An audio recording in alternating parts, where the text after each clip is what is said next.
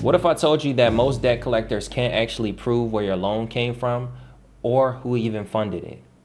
In this video, I'm going to be breaking down how collectors operate without evidence, why they rarely have the original contract, and how you can use this lack of proof to challenge and possibly discharge debt.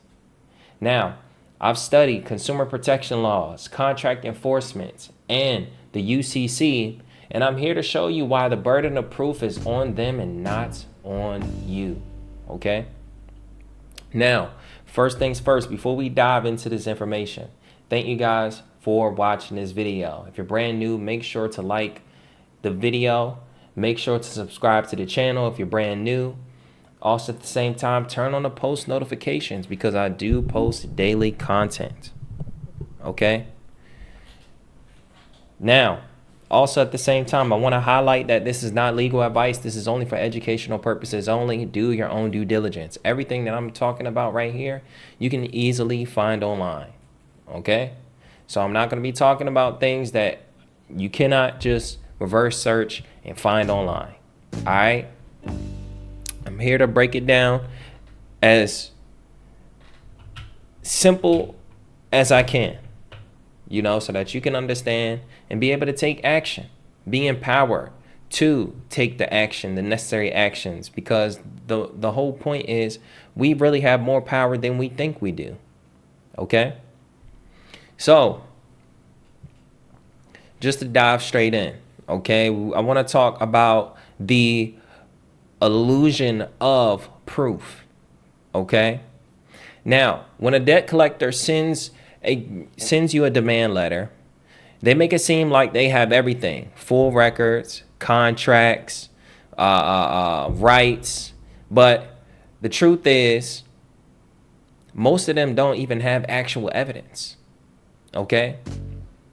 Because debt collectors typically buy your debts in bulk for pennies on the dollar. They also receive basic data like name, balance, and maybe the last payment made.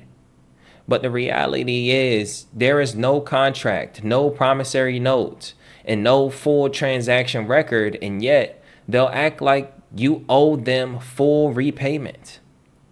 And that's the beauty about the process. That's the beauty about handling these debt collectors and understanding the process behind this, because just like in any system, even in a criminal case, that person must provide a burden of proof, or they must prove something before they can deem you as someone who is a criminal.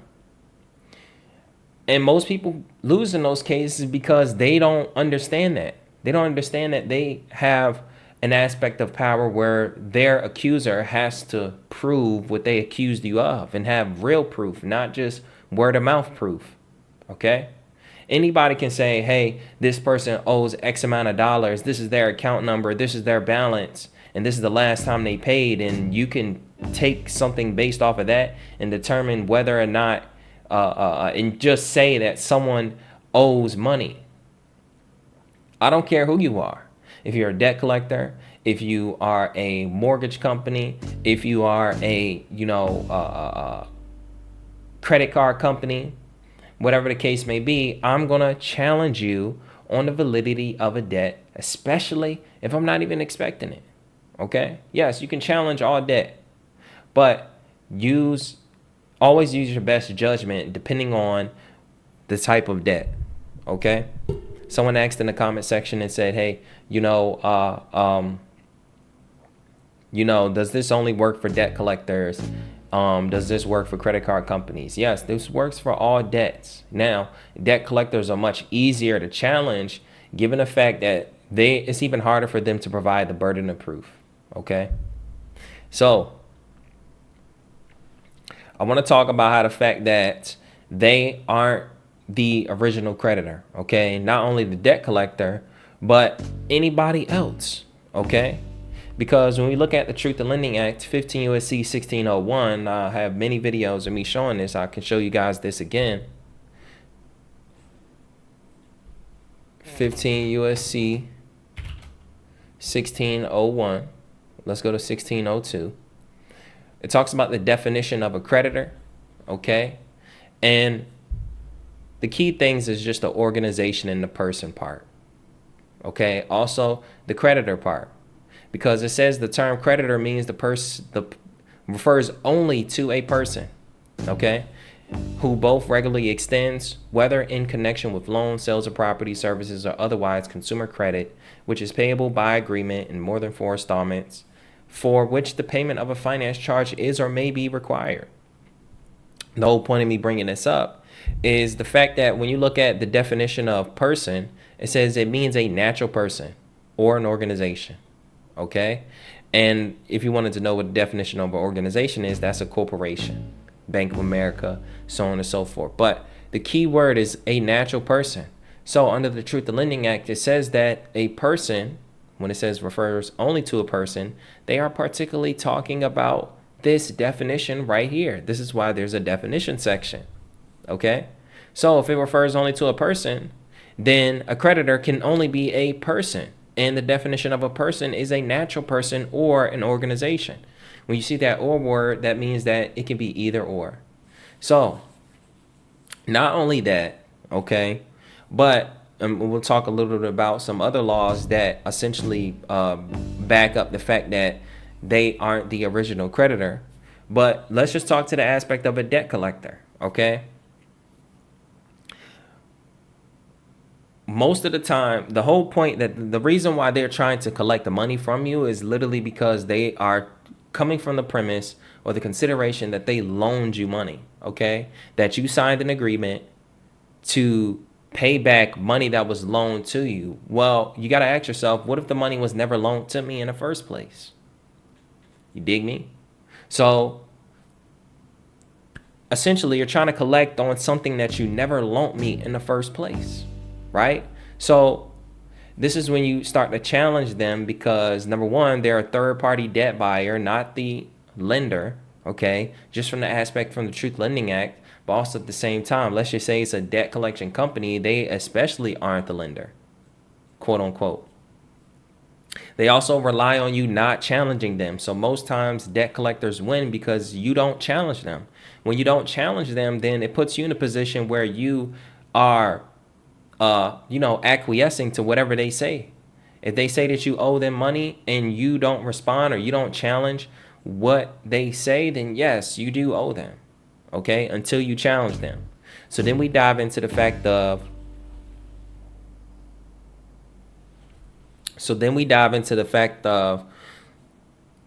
them relying on you not doing that. When you don't do that, then it puts them in a better advantage point, okay?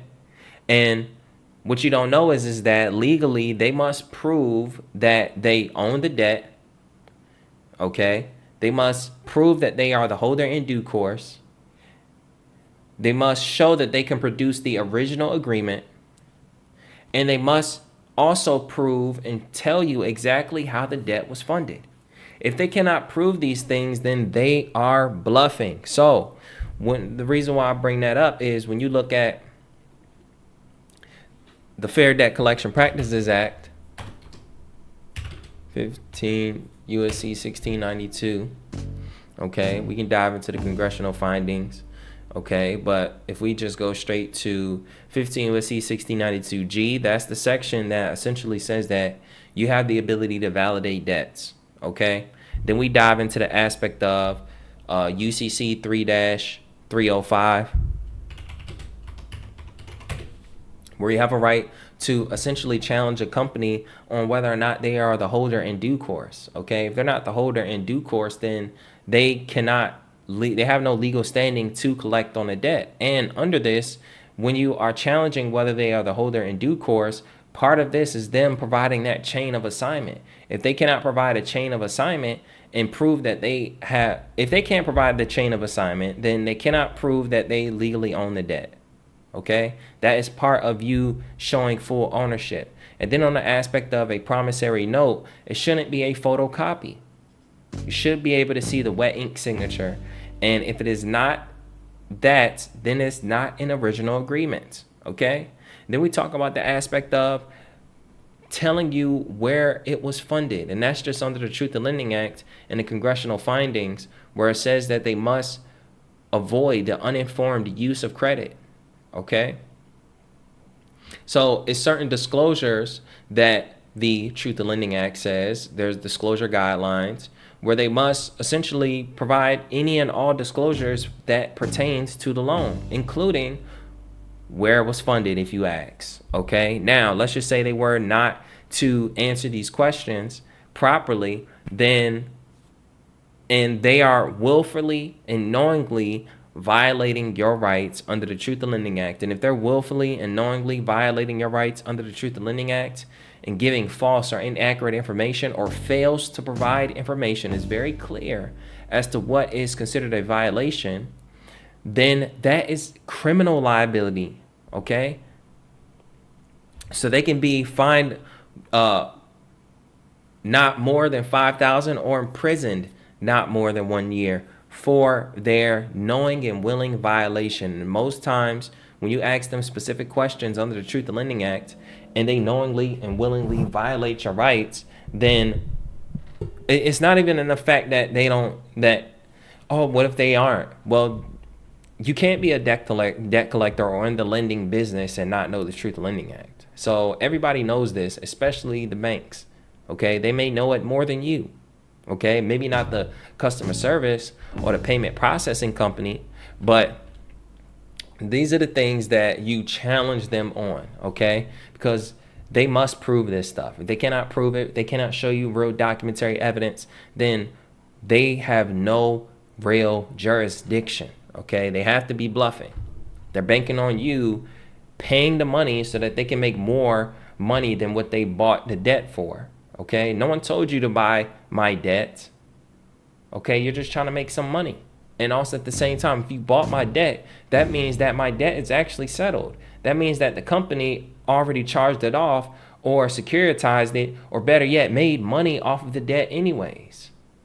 And we're not even talking about the fact that debt has been created by you. So then we go to the aspect of the origin of a loan.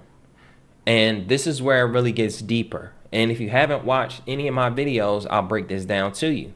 Many loans are created by your signature. Okay. So when you file when you sign a loan agreement, that's actually not a loan agreement. That's actually a promissory note, which is a negotiable instrument that they actually securitize or use as a financial asset. So understanding that they use that as a financial asset or they securitize it, and it means that they make money initially when you sign that agreement. As soon as you sign that agreement or that note becomes something that they can then go to the Federal Reserve and exchange it for money. And as a matter of fact, not only will they exchange it for money, but they'll be able to get multiple times the money that you actually signed for. And this is all written under the Federal Reserve Act, Section 16. It's all written under modern money mechanics. And if you are a person that truly wanted to see it for yourself, go look it up. You dig me? Modern money mechanics, the Federal Reserve Act, Section 16. Okay? So it says that in these documentations is that the banks didn't lend anything. They actually created credit based on your promise to pay. So then we dive into the aspect of what is a negotiable instrument. Okay, a negotiable instrument under the UCC says that, it says that a negotiable instrument means a unconditional promise or order to pay a fixed amount of money with or without interest or other charge described in the promise or order. So long story short, when you sign a promissory note, that is literally an order to pay something or a promise to pay something. And that is the point. They create credit based off of your promise to pay. You got to you have to overstand that. Okay? So the other aspect is most debt collectors don't even know the original account, how the original account was funded, let alone have the proof of consideration. If you don't know what the proof of consideration is, I'll tell you right now. When we dive into the definition under contract law, proof of consideration refers to evidence demonstrating that each party in a contract has exchanged something of value, making the agreement legally binding. This something of value can be money, goods, services, or even a promise to do or refrain from doing something. Okay? So here's the aspect of something being exchanged for equal value. If you went and you signed for 10 grand and they was able to get 100 grand and they didn't actually give you the money that you signed for, they just typed in a unpaid balance, which is the definition of deposit, in your bank account, and they did these things, then this is something that you can easily argue that there's no proof of consideration. Okay? Or they would have to prove that they actually gave you the money that you signed for. Okay, they will have to, in a consumer credit transaction, if you sign for 10 grand, in order for it to have true proof of consideration, they should have actually given you money in hand. Now, for those of you guys that say, well, there is a loan that I got where they gave me money in hand, this, that, and the third. That could be argued, but I'm just talking about the aspect of when you sign for something and it's more of a deposit in your account, or they release a vehicle to you, a home, or we're talking about a credit card. Okay, anything that has something to do with cash, you actually receive cash in hand, that is a different argument that we won't discuss today. Okay, so the whole point is, if they cannot prove where the loan came from, then they cannot enforce the alleged obligation. Most of us don't know that debts are actually alleged. Okay, debts only become true when you say it is, believe it or not. That's the beauty in almost it's the pro and the con to the legal system, because unless you say otherwise, then you pretty much agree to it. Okay, so we're going to talk a little bit about the legal tools, and we kind of tapped into this a little bit. The 15 USC 1692G under the FDCPA, essentially you can demand full validation of the debt, including the contract, okay? The chain of title. You dig me? 15 USC 1692G. Payment history and proof of consideration, all under 15 USC 1692G. Okay, you can write these things specifically in your letter, but let's just say if you quote 15 USC 1692G, then they should know exactly what to give you. Here's the thing that I want you to understand. What should you be giving? Contract, the original, the chain of title, payment history, and proof of consideration. Proof of consideration is you telling me how the loan was funded. You dig me? Then we go to the aspect of UCC 3-305, which essentially you can defend against anybody who's not the holder in due course, and you have a legal right to challenge their enforcement. Okay? So if somebody tries to say that you owe a debt and do this, that, and the third to get you to owe a debt, you just challenge them and see if they're the actual holder in due course. That goes hand in hand with the validation process included in your debt validation letter. Then we dive into 15 USC 1692G, which 15 USC 1602 and 01, and pretty much the entire truth in lending, chapter section. You are entitled to full disclosure of how your credit was created and funded. It's called a informed use of credit. Okay?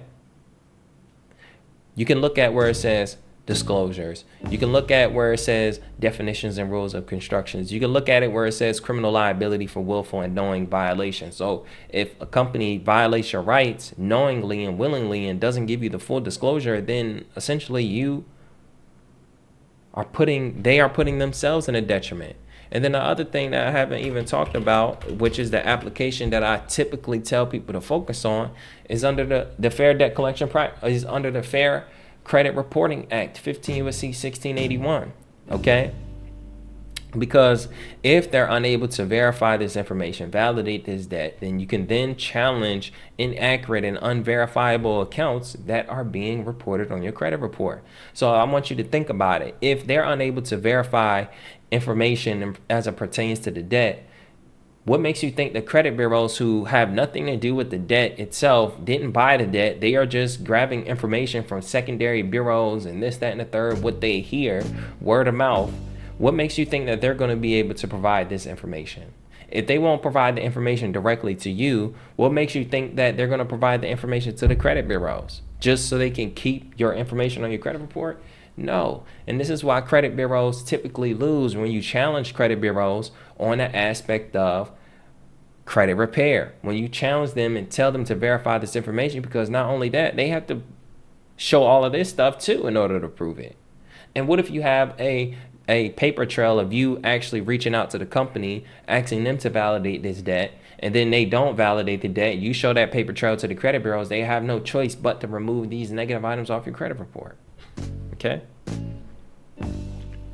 So, here's what you can do right now. Okay, if you have a debt, the first thing that you want to do is you want to make sure to if a debt collector is reaching out to you right now, you want to make sure to send them a debt validation letter, okay? Within 30 days. Don't wait. You know what I mean? The earlier the better. You send a debt validation letter to that company, then you're putting yourself in a position to where now they are on the other end of, and you are now playing offense instead of defense. Okay, now they must provide the burden of proof. Okay, they must prove that you actually owe a debt, and if they cannot prove that, then we dive into, or let's just say they provide some documentation, then we start to demand the original contract and the proof of chain of custody.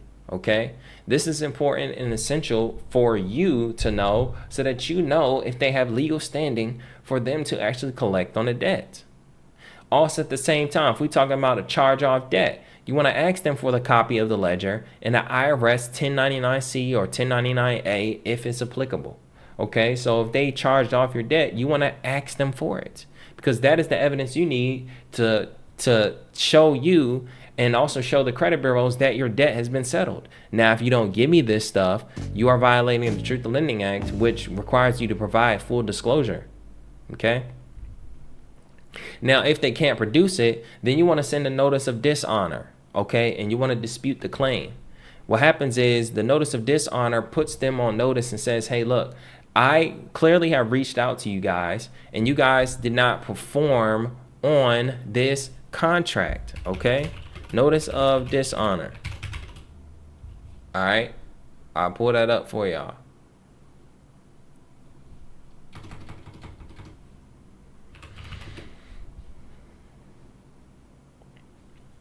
This is on the UCC 3-503, okay? And once you understand this, it's essentially saying that it is the obligation of the endorser, and the obligation of the drawer may not be enforced unless the endorser or drawer is giving notice of dishonor. So long story short, if you don't notify a company of their dishonor, then it cannot be enforced. This is why I say you can't just send one letter to a company and expect you to be able to get some type of result. If they ignore you, if they don't respond, or they don't perform on the contract of your presentment, meaning in your presentment, when you present information to a company, and this is according to the mailbox rule, where you have an order or you have a demand on there, or they have to perform on your letter, such as providing some disclosures and things in that nature according to the law, and they do not do it, they're actually defaulting on that contract. Okay? They are not meeting a performance. So you have to notify them of their dishonor. Hey, you are dishonoring me because I asked you for this and this and this, and you decided not to provide it. So I'm giving you an opportunity to cure. And if you don't decide to take action on this notice of dishonor or this opportunity to cure within X amount of days, then I will take you to court. This is the language and the conversation that you want to have in your letters, and you want to have full understanding of these things. But this is the this is the application, or this is the law right here, and that's how you would apply it. Again, this is not legal advice. This is just for educational purpose. That's what I would do. Okay. And typically you want to do this through written form. Don't call them over the phone and say, you have dishonored me. Don't do that. Don't send them an email. Send them a written letter. Okay.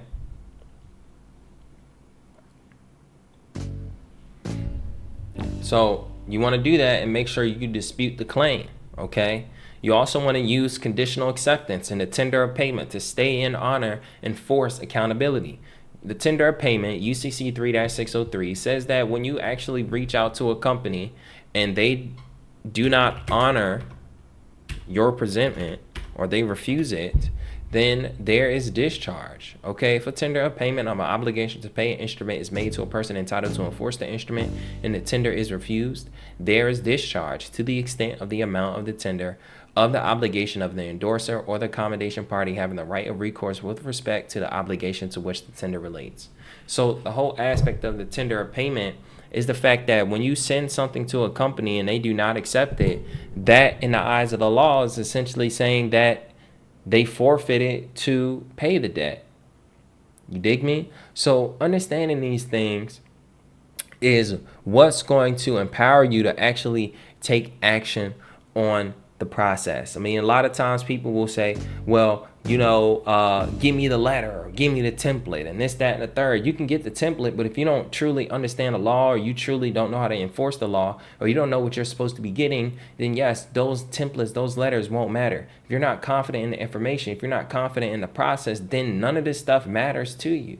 Okay, if you're a person that's going to come in the comment section and just say, hey, well, they ignored you, none of this stuff works, well, this is not for you.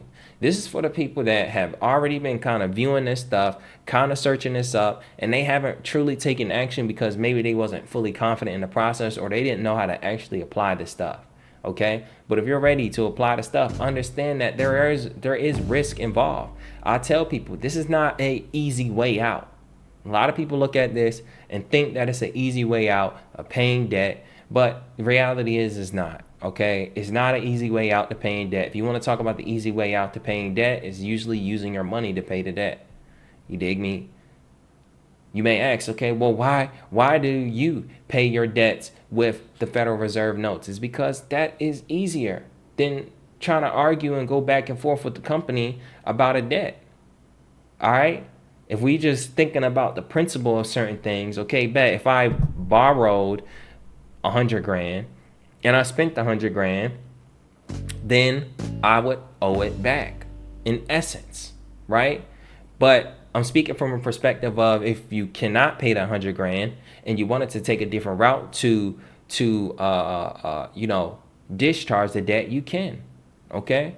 But I always tell people, look, when you actually get a loan, take that money and actually try to multiply it. Don't get a loan just to discharge it. There's no point of you going through all the rigmarole just to discharge some debt. Okay? You want to fight against the system? Great. I get it.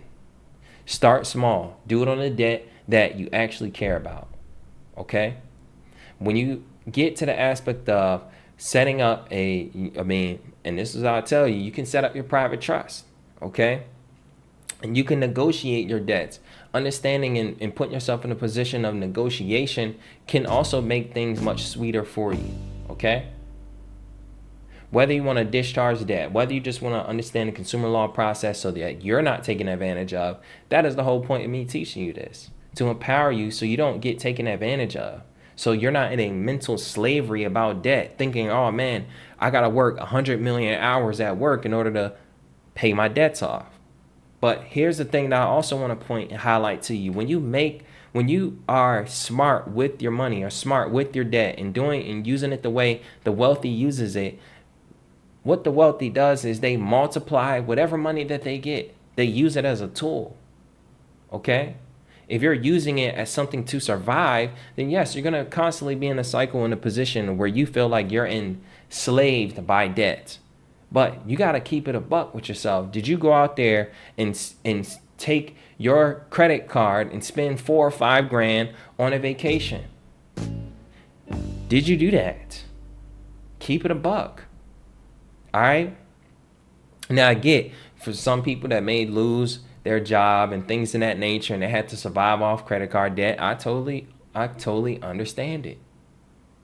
You dig me? But this is why it's even more important in this day and age to create a business. It's even more important in this day and age to understand the not to understand the laws. Okay, it's even more important to be able to learn how to maximize your money, because yes, you can do this stuff, but it's not like this stuff is going to help you build wealth.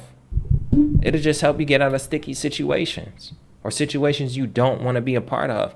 But if you want to totally understand how to be able to use this, then tap in with your boy. Watch every single video that I post from here on out. Okay. Now that you understand that you don't have to prove anything, and that they do, and they must show where the loan came from. Okay. They must show who owns it. They must show how it was funded. Then essentially it puts them in a position where if they cannot show this stuff, then they don't even have a case. Now that you guys understand that, thank you guys for watching the video. Okay. If you want to get like the debt validation template, if you want to get the other letters that I put together in relation to my YouTube videos, tap in with the Complete Debt Guide. Okay. I talked about creating another source of income. The Complete Debt Guide has a full affiliate service from now on. So anybody who taps in with the Complete Debt Guide from today on will be able to resell the product and be able to make an affiliate commission off of the Complete Debt Guide. So if you want to refer your friends, I'm making sure that you get 25% of the profits of whatever the price is of the Complete Debt Guide.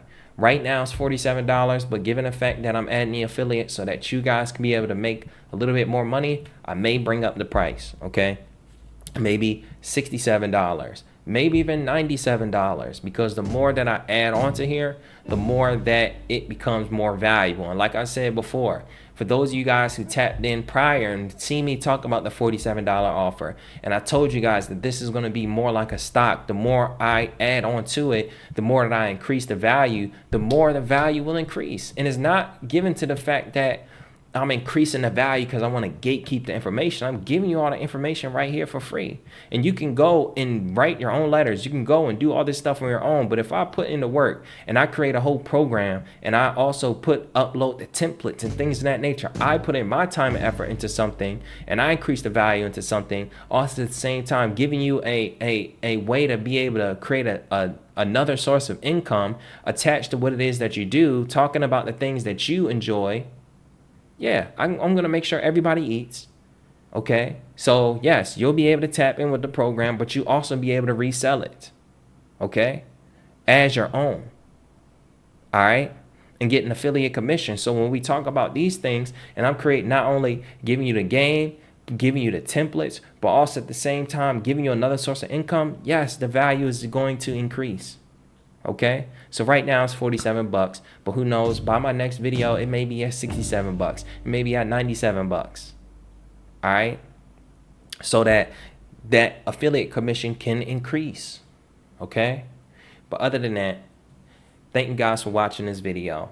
Grab the Complete Debt Guide, especially if you want to be able to learn how to do this. Get the full debt validation kit. If you want to be able to make money or have a second source of income, tap in with the Complete Debt Guide. If you're talking to people about the Complete Debt Guide and you want to now make money, instead of you just talking about it, you can now refer people and make money. Okay?